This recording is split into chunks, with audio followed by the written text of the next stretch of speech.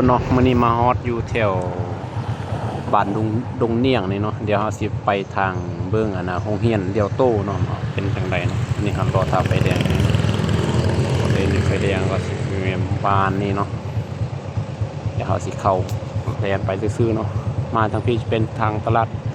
ตรงกันคำเนาะมาทางนี้เนาะมาสขี่ไปซื่อๆเนาะไปทางโรงเรียนเดียวโตเนาะ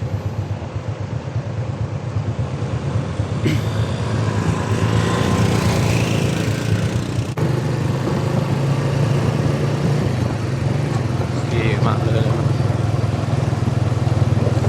นี่เข้ามาเองครับมาฮอดแล้วเนาะ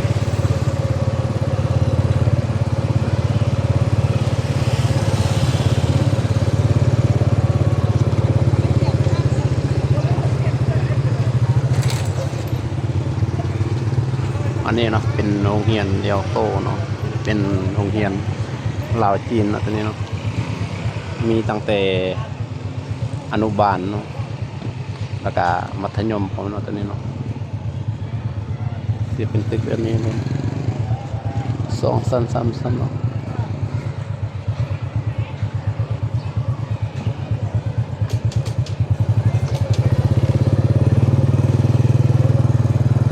มาใกล้ๆแล้วเนาะโรงเรียนนี้ก็เป็นโรงเรียนลาวจีนเนาะบ่ได้ไปเรียนนี่ก็ซ้ำกับว่าไปเรียนอยู่จีนเนาะเพิ่นสอนแบบตั้งแต่อนุบาลเนาะอนุบาลจนฮอดว่ามัธยมเนาะแปลว่ามันสิฮู้หมดเลยเนาะก็สิเข้ามาทางด้านหลังเลยเนาะ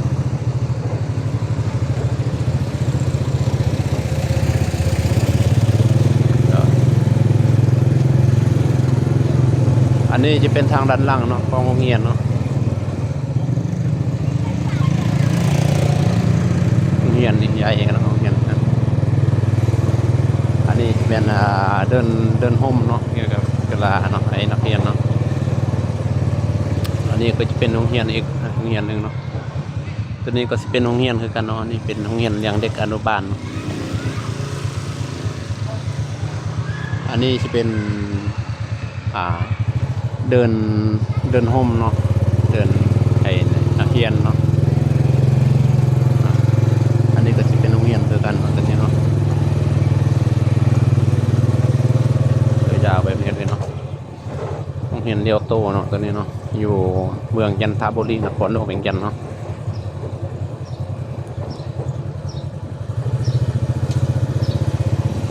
เป็นโรงเรียนลาวจีนเนาะ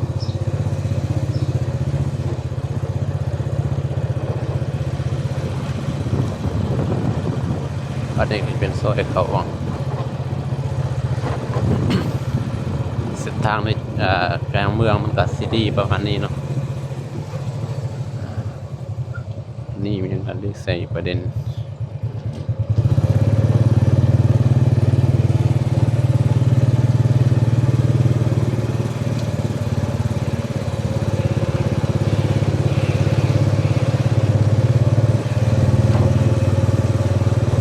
คนกรีดเรียบร้อยแล้วเนาะ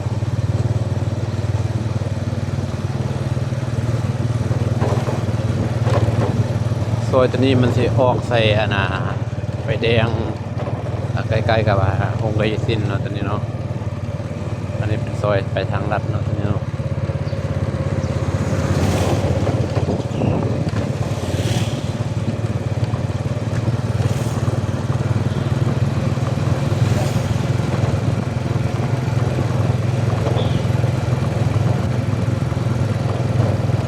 อย่าเอาสิพอสันนี้ก่อนเนาะเจอกันคลิปใหม่เนาะท่านใดอยากให้เราไปถ่ายอยู่แถวใดแล้วก็คอมเมนต์บอกเนาะเดี๋ยวเราสิไปถ่ายให้เนาะ